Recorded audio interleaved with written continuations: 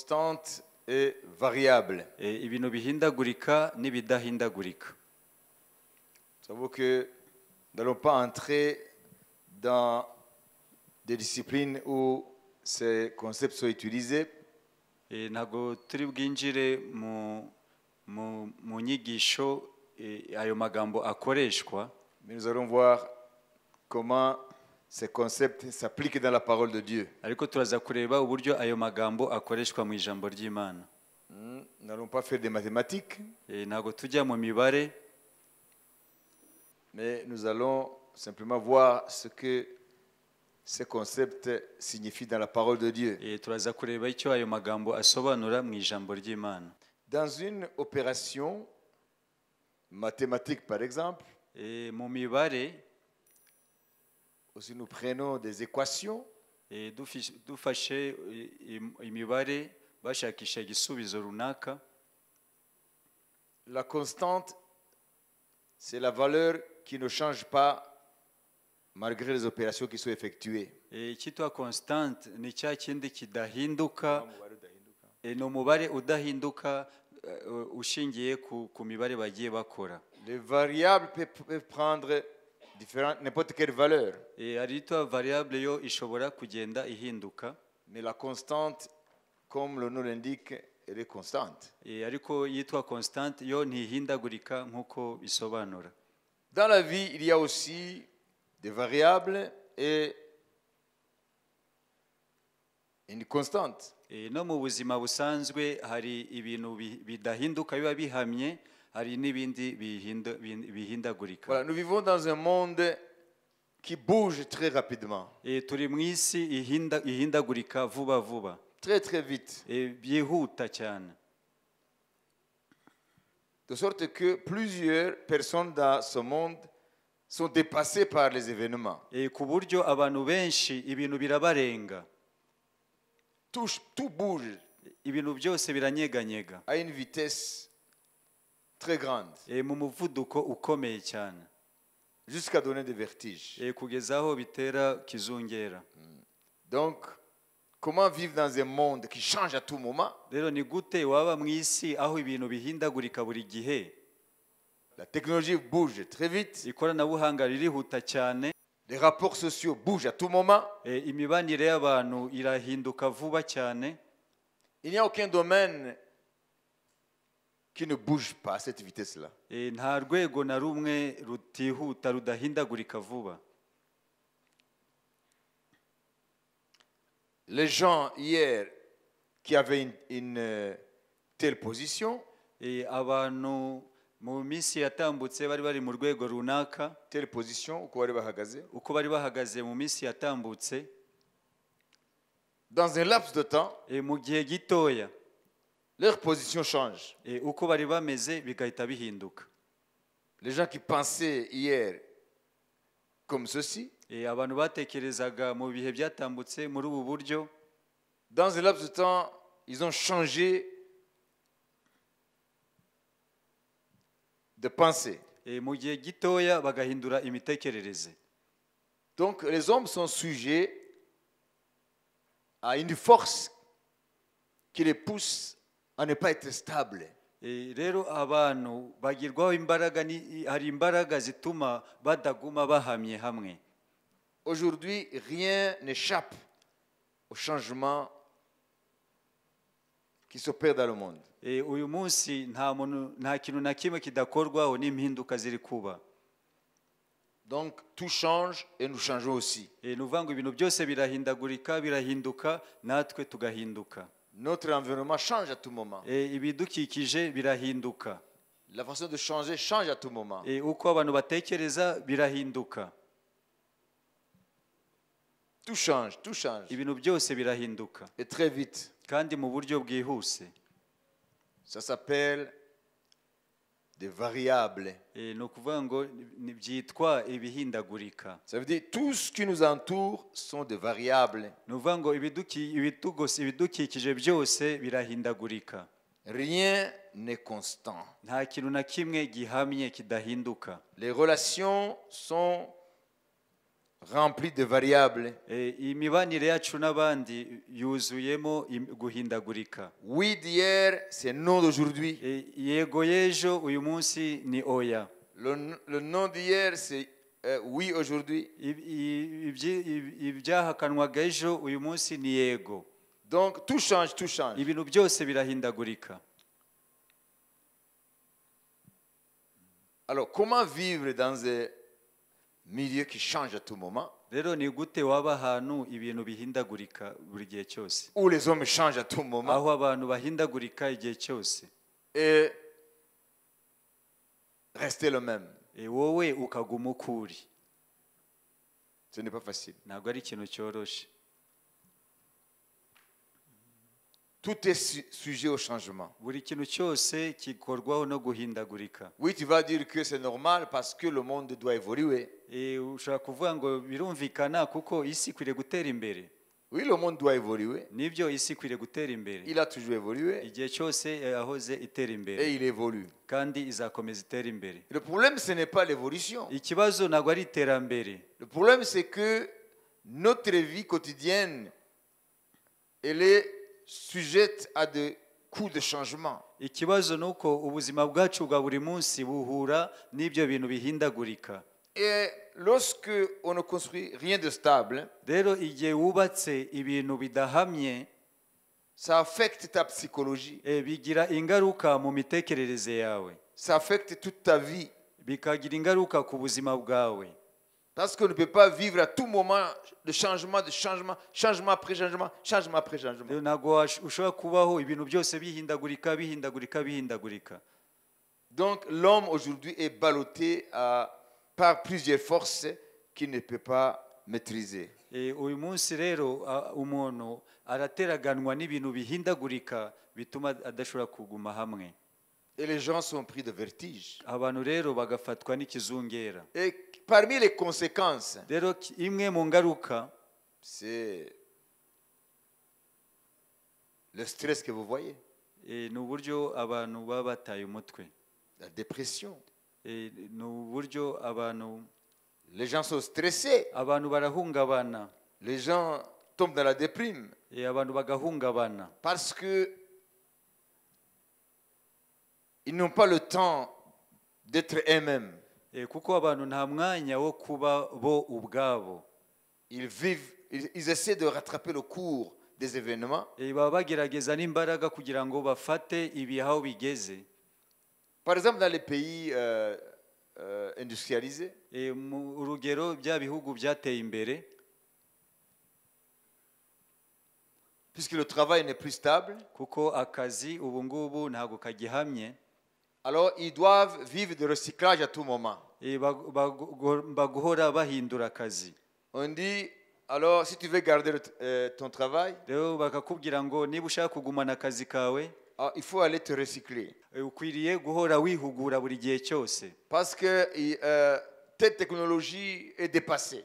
Kubera ko technologie runaka yamaze ntabwo ikigezweho. Tel savoir est aujourd'hui obsolète. Ubumenyi ntabwo bukigezweho. Il faut aller, tout en travaillant, il faut aller te recycler. Hamwe no gukora ukwiriye no kujya kwihugura mu bindi. Aujourd'hui, ce n'est plus le monde de progrès, c'est le monde d'innovation. Ubu ngubu ntabwo ari ikiri isi y'iterambere, ahubwo ni isi y'ubuvumbuzi. Alors, aujourd'hui, rero ubu la technique qui est utilisée, uburyo bukoreshwa, la technologie qui est utilisée, iterambere riri gukoreshwa, les connaissances qui sont utilisées, ubumenyi buri gukoreshwa ubu, demain, ejo, c'est dépassé. buzaba bwacyuye igihe. Il faut aller encore une fois apprendre les nouvelles choses. Ukwiriye kongera kwiga ibindi bishasha. Et la plupart des gens, ils sont déjà vieux. Kandi abenshi bamaze gusaza. Alors il doit encore reprendre les études. Bakwiriye kongera gusubira mu ishuri. Faire des stages. Bakajya mu mahugurwa. Pour être valable sur le marché du travail. Kugira ngo ku isoko y'umurimo bakomeze kuba bahagaze. Autrement, ils seront dépassés. Atari ibyo bazatakara. Les gens ne dorment plus. Abantu ntago bakiryama. Vous voyez notre monde? Murabona isi yacu. Vous avez compris? amen. Hein? Est-ce que c'est facile? Ese biroroshe? Parce que avant, ce n'était pas comme ça. Mbere ntabwo ari uko byari bimeze. Avant, les choses évoluaient, mais à un rythme qui est acceptable. Mbere ibintu byagendaga bihinduka bitera imbere ariko mu buryo bwumvikana. Quelqu'un pourrait travailler dans une seule boîte jusqu'à la pension, Umuntu yashobora à la retraite. umuntu yashobora gukora mu kigo kimwe kugeza aho azajya mu zabukuru. Mais aujourd'hui, ce n'est plus le cas. Ariko uyu munsi siko bikimeze. Tout bouge, Ibintu byose biranyeganyega. tout change. Ibintu byose birahinduka. Pour s'accrocher, Kugira ngo ugume aho uri, il faut que tu sacrifies ta vie ukwiriye gutamba ubuzima bwawe pour que tu sois toujours à la page, kugira ngo ukomeze kuba ku gihe, à jour, ugakomeza kuba ku gihe. et à force d'être à jour, Kandi uko urwana no kuba ku gihe, tu deviens fatigué. ubigeraho ukananirwa. Voilà pourquoi il y a beaucoup de malades dans des centres psychiatriques dans ces pays-là. Niyo mpamvu hari abarwayi benshi mu biriya bigo mu bigo byo gufasha abarwayi bo mu mutwe. Comprenez? Amen. C'est notre monde. Niyo si yacu turimo. On appelle ça burn-out. Ibyo Ça veut dire on craque. nuvuga ngo abantu bararengerwa. Et ils craquent. Mu mutwe bakagira ikibazo. Parce que l'homme Kuko umuntu a été créé yaremewe pour qu'il y ait le temps d'activité intellectuelle, sportive, etc. kugira ngo agire igihe cyo kugira ibyo akora bya siporo mu kazi n'ibindi. Mais il a été créé pour qu'il y ait aussi un temps de repos. Ariko yaremewe no kugira igihe cyo kuruhuka. Le corps a été conçu comme ça. Umubiri niko Imana yawuteganyije. Il y a un temps pour travailler, Hari igihe cyo gukora n'importe quelle activité, imirimo yose waba ukora, intellectuelle, physique, byaba ari ukwiga ukoresha imbaraga, mais un temps aussi de repos. ariko ukagira n'igihe cyo kuruhuka. Mais aujourd'hui, Ariko ubu ngubu le corps est devenu une chose. umubiri usigaye ufatwa nk'ikintu. Alors on soumet le corps Rero ugashyira umubiri à des tensions ukawushyira mu ntambara qui dépassent souvent ses capacités. zirenze ubushobozi bwawo. Alors comment est-ce que l'homme moderne, Rero ni gute umuntu w'iki gihe soumis à toutes ces forces, uri muri izo ntambara les zose, forces du changement, izo mbaraga z'impinduka, des changements qui ne te donnent pas de répit, impinduka zidatuma umuntu ahwema atuza, il n'y a plus d'espace temporaire entre un événement et un autre qui vient le remplacer. nta mwanya uri hagati y'igikorwa kiri gukorwa n'ikindi gikurikiyeho. C'est un speed qui ne s'arrête pas. Ni umuvuduko utahagarara, Parce que la technologie change à tout moment. kuko iterambere ririhuta cyane, Parce que c'est le monde d'innovation. kuko ni isi y'ubuvumbuzi. Il faut être à jour à tout moment. Igihe cyose ukwiriye kuba ku gihe. Il y a tel logiciel qui est sorti. Hari porogaramu yasohotse, Il faut aller, il faut que tu sois à jour ukwiriye kugenda ukayiga pour kugira que ngo ube ku tu gihe, sois compétitif. kugira ngo uhangane ku isoko. Ça veut dire l'homme est devenu une Ni machine ukuvuga ngo umuntu rero ahita aba nk'imashini, qu'il faut performer toujours. igihe cyose akwiriye gushyirwa ku gihe. On cherche la performance. Ni ugushaka kugaragaza ko ushoboye. Vous savez, une machine, Imashini il suffit de continuer à évoluer sur le plan technologique uko hagenda habaho iterambere muri tekinoloji, afin d'améliorer les capacités de la machine, de lui doter d'autres capacités. kugira ngo imashini yongere ihabwe ubundi bushobozi Mais burenze. l'homme n'est pas une machine. Ariko umuntu ntabwo ari imashini. Donc, pour le doper, Kugira ngo ahabwe ubundi bushobozi, l'homme a été créé à l'image de Dieu. umuntu yaremwe mu ishusho y'Imana, Il a un corps physique. afite umubiri, Il y a aussi une âme, un esprit. afite n'ubugingo n'umwuka. C'est un être psychologique. Ni umuntu utekereza, Il a des limites. afite aho agarukira, Il a des choses qu'il ne peut pas faire au-delà de ces limites-là. hari ibintu atakora birenze imbago ze. Mais le monde d'aujourd'hui ariko isi ya none ne te prend plus pour homme, ntabwo igufata nk'umuntu, te prend pour une machine. igufata nk'imashini, Te prend pour une machine qui doit toujours être reprogrammée. ufatwa nk'imashini ikwiriye gukomeza gushyirwamo izindi mbaraga. Voilà pourquoi aujourd'hui les hommes n'ont plus une bonne santé mentale. Niyo mpamvu abantu mu mutwe wabo batakimeze neza. La plupart craquent. Abenshi bata umutwe.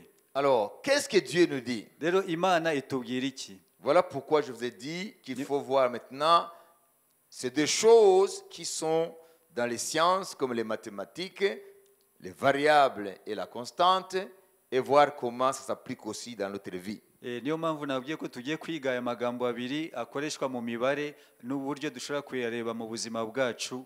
Ariyo magambo, hari ibintu bihamye bidahinduka n'ibindi bihindagurika. Puisque nous ne pouvons pas arrêter cette marche infernale de notre monde, kuko tudashobora guhagarika uyu muvuduko isi yacu irimo. Nous vivons dans ce monde. Turi muri iyi si. Ce changement nous affecte. Izo mpinduka zitugiraho ingaruka. On ne peut pas arrêter cette mécanique. Ntabwo dushobora guhagarika iyo mashini. Ce mouvement.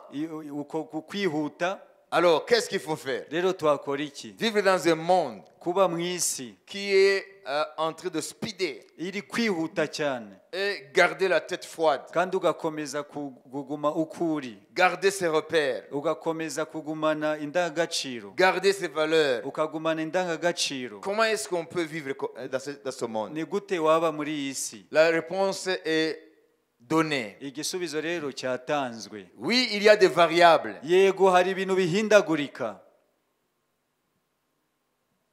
par milliers.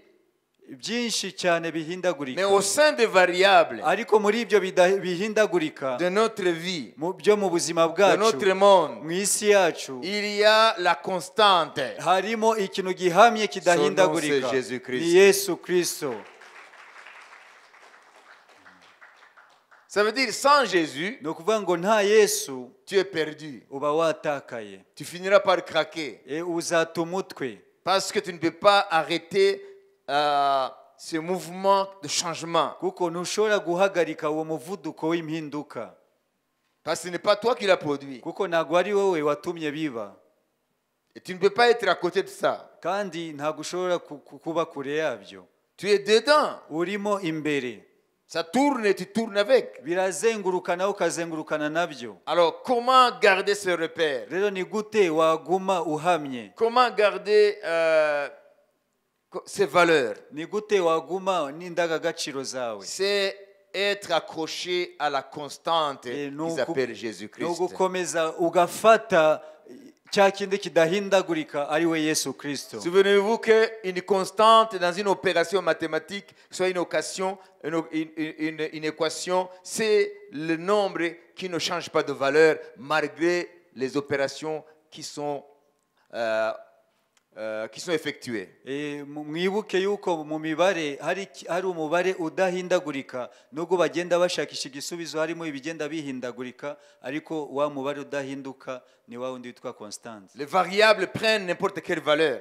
Izo variable zigenda zihinduka. Mais la constante n'a qu'une seule valeur, ne change pas. Ariko yitwa constante yo ntabwo ihinduka, ni ya yindi. C'est ce que nous allons lire dans la Bible. Nibyo rero tugiye gusoma muri Bibiliya. L'épître aux Hébreux, urwandiko rwandikiwe Abaheburayo, chapitre 13, igice cya 13, verset 8. umurongo wa 8. Jésus-Christ est le même hier, aujourd'hui et éternellement. Yesu Kristo yarari ejo n'uyu munsi niko ari kandi niko azahora iteka ryose. Amen. Amen. Jésus-Christ est le même. Yesu Kristo uko yarari hier, ejo, quand les choses allaient doucement. igihe ibintu byagendaga buhoro.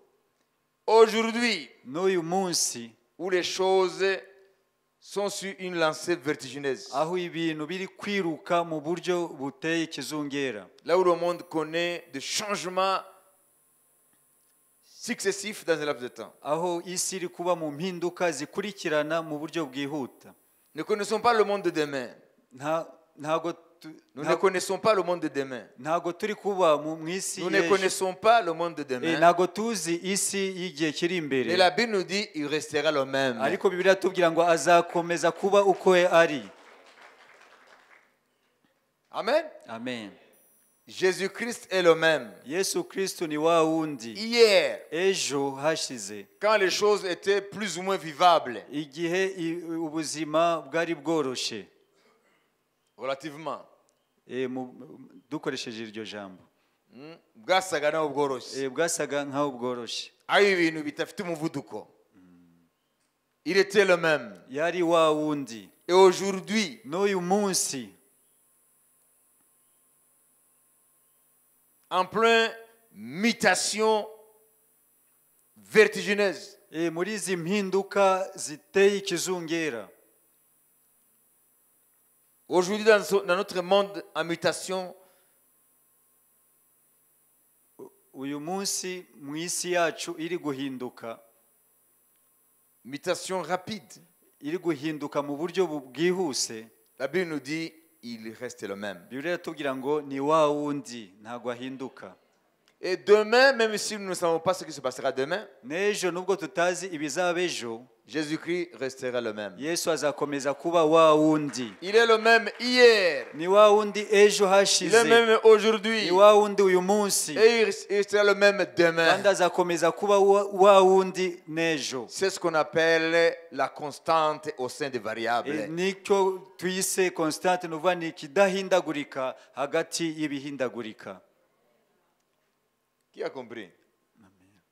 Tu vis toi-même des changements. Wowe ubwawe uri kuba mu mpinduka, Autour de toi, tout bouge, tout change. ibigukikije birahinduka byose. Les amis que tu avais hier ne sont plus là. Imyaka inshuti wari ufite ubushize sizo ugifite, Et ce que tu as aujourd'hui comme ami ne sera probablement pas demain. nabo wita inshuti uyu munsi ejo si buzaba ukifite. Les choses changent, Ibintu birahinduka, les circonstances changent, ibihe bigahinduka, tout change. ibintu byose Les birahinduka, hommes changent. n'abantu barahinduka.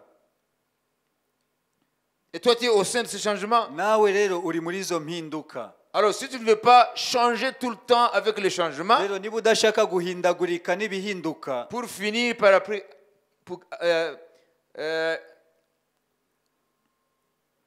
dans la déprime, kugira ngo utazasoza wataye umutwe, il faut que tu t'accroches à la constante. ukwiriye gufata cya kindi kidahindagurika. Et la constante ici, c'est l'article défini que j'utilise, c'est Jésus-Christ. Udahinduka ni Yesu Kristo. Il n'y a pas dans notre contexte ici, Mu bijyanye n'ibyo turi kuvuga, il n'y a pas plusieurs constantes. nta bidahindagurika byinshi bihari. Il n'y a qu'une seule constante. Ikidahindagurika ni kimwe gusa. Pour que quelque chose soit constante Kugira ngo ikintu ntigihindagurike au sein des variables, hagati y'ibihindagurika, il faut que la chose ait une nature spéciale. icyo kintu gikwiriye kuba gifite akamero kadasanzwe. Alors Jésus-Christ, Rero Yesu Kristo il a été homme à 100%, yabaye umuntu ijana ku ijana, mais aussi il était Dieu à 100%. ariko yari Imana ijana ku ijana. Ça veut dire qu'il était homme parmi les hommes Ni ukuvuga ngo yari umuntu mu bantu, et il était Dieu au-dessus des hommes. ariko yari Imana hejuru y'abantu. Il était dans l'humanité Yari mu bantu, et en même temps il transcendait cette humanité. ariko yari hejuru arenze abo bantu yari arimo. Il est homme parmi les hommes, Ni umuntu mu bantu, mais il est Dieu ariko ni Imana au-dessus de la création. urenze ibyo yaremye. Voilà pourquoi Niyo mpamvu il n'a pas subi les changements du monde. ntabwo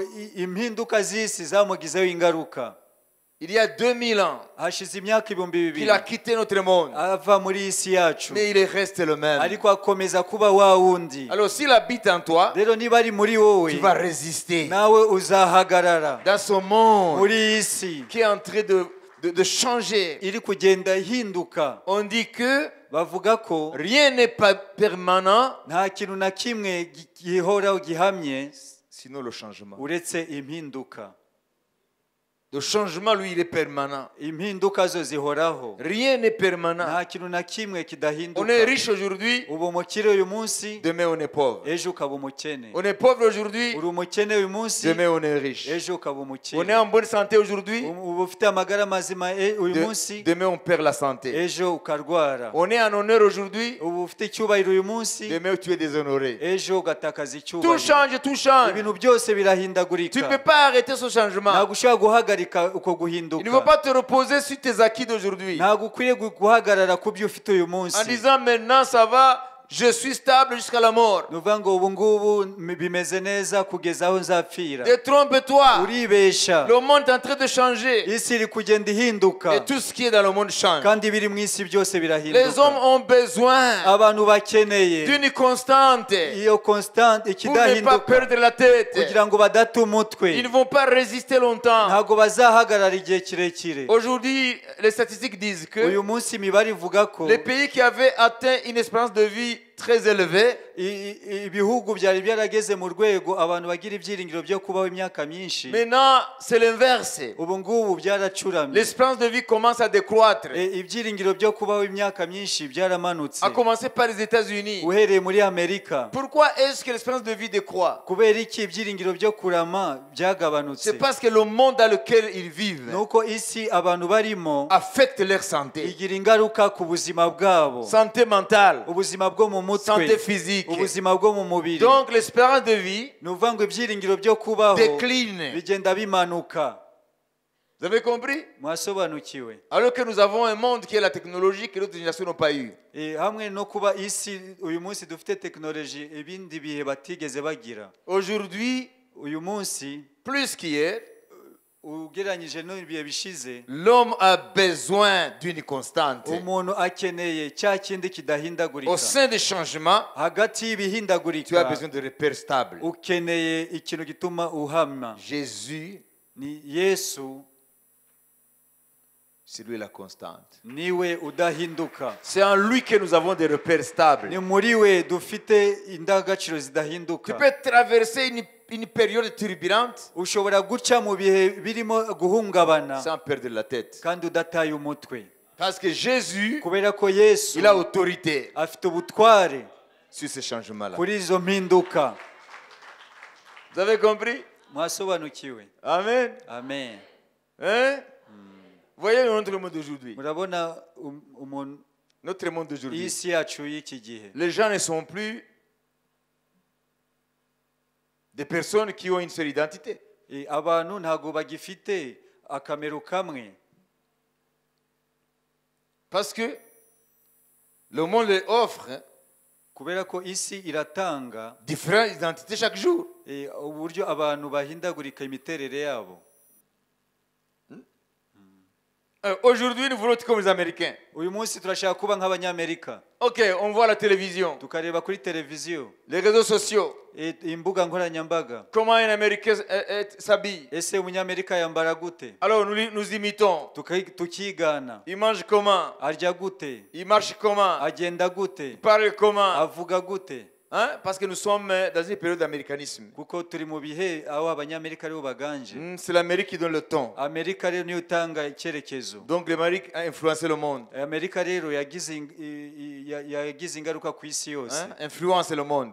niyo iha abantu ibyo bigana Je m'adapte maintenant nkabigana à ce qui est en vogue aujourd'hui. ku bigezweho À peine je les imite, mu gihe nkibigana eux-mêmes ont changé. bo ubwabo nabo bakahita bahinduka Et je me retrouve ridicule. rero nkasanga nakozwe n'isoni Alors je prends cette identité-là que j'avais, je la mets à la poubelle. rero nkahita mfata bya bindi nari narafashe nkabijugunya muri pubele Je reprends la nouvelle identité. noneho nkahita mfata indi miterere À mishya peine je m'habille leur identité, rero namara gufata rero akamero kabo ces mêmes gars-là, ba bandi nyine Mais ils ont changé. nabo bakahita bahinduka. Alors je prends l'os identité là, je la mets à la poubelle. noneho bya bindi nkabijugunya muri pubeli. Et nous vivons chaque jour des crises rero d'identité. igihe cyose tugakomeza guhinduka bigadutera ibibazo. Toutes les sources d'identité rero ibyo byose twitirira que le byose monde peut te donner, isi ishobora kuguha vouloir ressembler à un tel ugashaka gusa na kanaka ou à un tel, cyangwa ça kanaka. s'appelle des fausses sources ni d'identité. ukuvuga ngo ni ibintu abantu bavomamo icyo bari cyo. Si tu veux avoir la bitari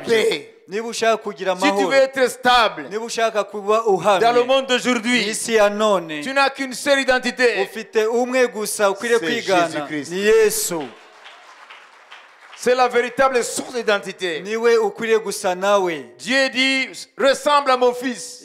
Imana iravuga ngo muse n'umwana wanjye, Ressemble à mon fils. muse n'umwana wanjye. Ne ressemble pas aux Américains. nimuse n'abanyamerika, Ressemble aux Européens nimuse nk'abanyaburayi ou aux Indiens. cyangwa abahinde, Ressemble à mon fils. muse n'umwana wanjye. Jésus, c'est l'image inaltérable. Yesu niwe ishusho idahindagurika. Quoi que les siècles passent, nk'uko ibinyejana nawe bitambuka, ibinyejana byatambuka. Quoi que les siècles passent, naho ibinyejana bitambuka, quoi que les millénaires passent, naho ibinyagihumbi byatambuka, l'image de Jésus est inaltérable. ishusho ya Yesu ntago yangirika. L'image de Jésus est la même. ishusho ya Yesu ni ya yindi. Si nous voulons être en paix, niba dushaka kuba mu la mahoro, paix de notre âme, amahoro yo mu mutima la wacu, joie tous les jours, umunezero buri gihe dans cyose, un monde changeant, mu isi ihindagurika, il faut que tu sois en Christ. ukwiriye kuba muri Kristo, Parce que c'est lui notre identité. kuko niwe kamero kacu. Nous devons ressembler à lui chaque jour. ukwiriye gusa nawe buri munsi, Car il est le même. kuko ni wa wundi, Il ne changera pas demain. ntabwo azahinduka ejo, Pour nous faire changer nous aussi à tout kugira ngo moment. natwe buri gihe cyose ahora Il est le ni même. wa wundi, Hier, ejo, aujourd'hui, uyu munsi, éternellement. n'iteka ryose. Alléluia. Amen, Alléluia. amen, Alléluia. Amen. Il est notre constante niwe konstante wacu au sein des variables du monde. hagati y'ibihindagurika. Le monde va changer isi et izahinduka il changera. kandi izakomeza Mais guhinduka, Jésus ne change ariko jamais. Yesu ntabwo ahinduka na gato. Quelle est ta source d'identité? irinde cyitegerezo cyawe, Tu veux ressembler à qui? urashaka gusa À un nande, Américain? À n'umunyamerika, un Européen? À un umunyaburayi Indien? cyangwa umuhinde Ou à un autre peuple? cyangwa ubundi bwoko À une star quelconque? cyangwa ikirangirire runaka. Vous voulez ressembler à qui? urashaka gusa nande, Parce que même les stars, nabo biriya birangirire, ces stars n'échappent pas au changement. nabo impinduka zibagiraho ingaruka. Chaque jour, ces stars changent. igihe cyose ibyo birangire nabyo birahinduka, Elles changent de style. nabo bagahindura uko bakora, Elles changent de voix. bagahindura amajwi, Elles changent aussi. barahinduka nabo bagahinduka, Les stars changent. ibirangire nabyo birahinduka. Alors, si tu vas prendre une star comme un modèle, rero niba ushaka gufata icyo kirangirire nk'icyitegererezo cyawe, tu vas changer comme un animal qui s'appelle caméléon. nawe uzahinduka, Parce que caméléon change selon le milieu et l'environnement. kuko uruvu ruhinduka bikurikije n'aho ruri. Alors, notre modèle, rero icyitegererezo cyacu, nous qui sommes chrétiens, twebwe abakristo, c'est de nous enraciner davantage en ni Jésus-Christ. ugushora imizi kurushaho muri Kristo Yesu, Parce que Jésus ne change jamais. kuko Yesu ntabwo ahinduka. Pourquoi est-ce que je dis tout ça? kuki mvuze ibi byose? Je vais en venir aux 5 jours de prière et jeûne. ndashaka kugaruka kuri aya masengesho y'iminsi 5 yo kwiriza. Si Jésus changeait à tout moment, yiza kuba Yesu ahindagurika buri gihe nous cyose, aurons des difficultés de lui faire confiance. twari kugira ikibazo cyo kumwiringira, Parce qu'on dira, mais peut-être le Jésus de Pierre et de Paul a changé. twavuga wasanga Yesu wa undi wa Petero yarahindutse. Est-ce que vous comprenez? ese murabyumva? Vous comprenez? Amen. Si Jésus changeait, niba Yesu yarahindagurikaga, on aura difficile à croire à ses promesses. twari kugira ikibazo cyo kwiringira amasezerano ye. Peut-être que le Jésus qui a fait des miracles par Pierre, par Paul, n'est plus le même. bishobora kuba wa undi Yesu wakoraga ibitangaza na ba Petero na ba Paulo atakibikora ubu ngubu. Alors nos prières n'ont pas de base solide. amasengesho rero yacu nta rufatiro rukomeye aba afite.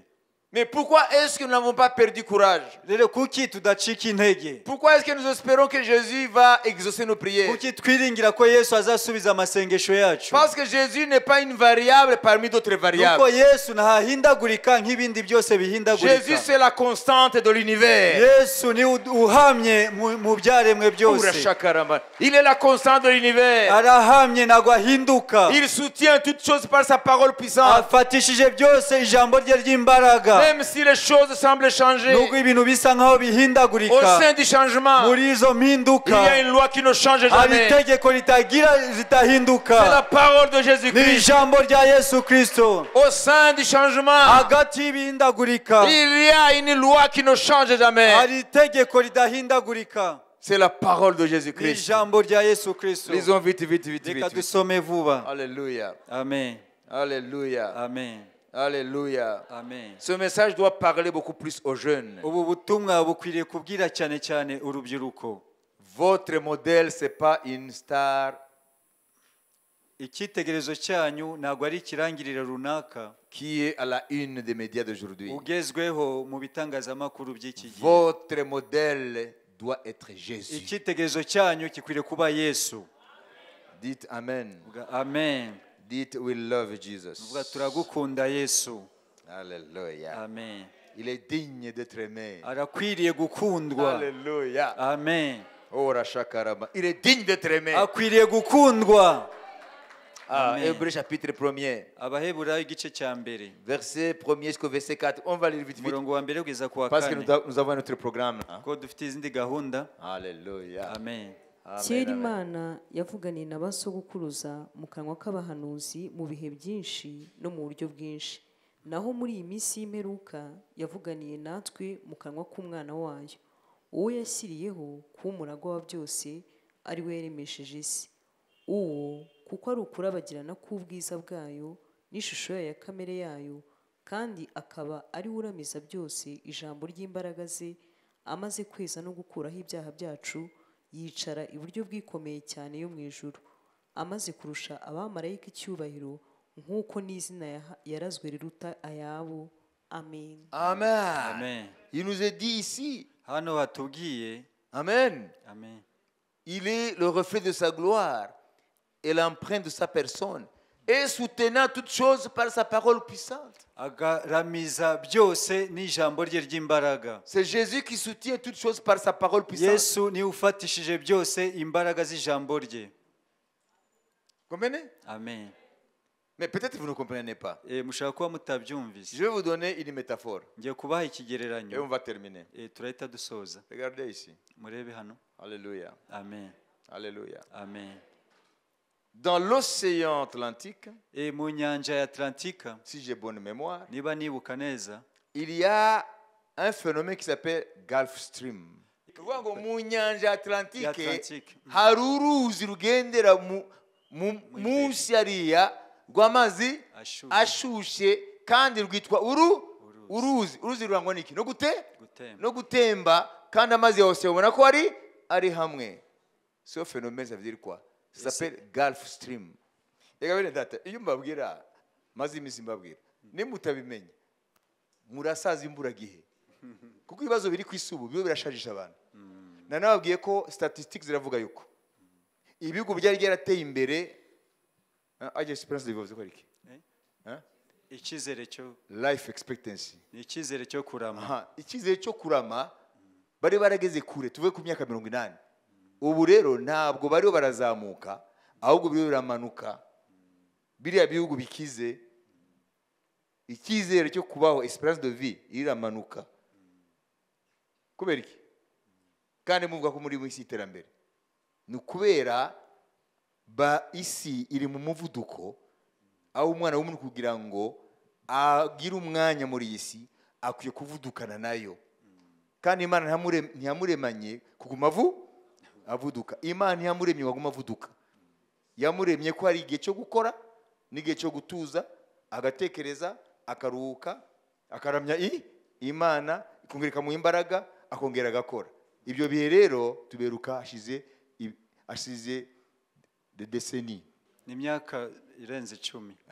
De décennies.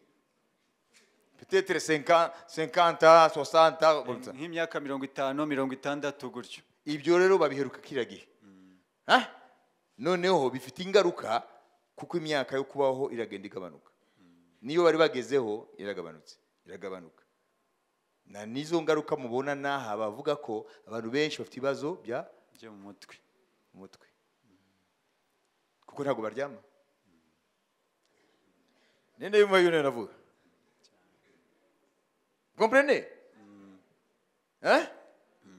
Parce qu'aujourd'hui, le monde, on dit que le monde aujourd'hui c'est comme un village planétaire. Kuko ubu ngubu bavuga ko isi imeze nk'umudugudu. Ce qui se passe dans une partie du monde ikiri kubera mu gace runaka k'isi impacte d'autres parties. kigira ingaruka mu kindi gice cy'isi. On n'est pas dans une îlot. Ntago uba mu karwa kawe. C'est comme si nous vivons dans un même village. Ni nkaho turi mu mudugudu umwe. Via internet. Binyuze muri internet. Alors les digues ont sauté. Imigomero yarafungutse. Les barrages identitaires ont sauté. Imbago z'ibihugu zakuweho. Les barrages identitaires ont sauté. Imbago z'imico zakuweho. Ça veut dire le monde n'a plus de frontières. Nuvango isi nta mupaka ikigira. C'est comme si nous sommes ensemble dans un même village. Ni nkaho twese turi mu mudugudu umwe. Parce que voilà, je vais terminer en vous disant. Ngiye gusoza mbabwira. Nous n'avons qu'une seule constante. Dufite ikidahinduka ni kimwe. C'est Jésus-Christ. Ni Yesu Kristo.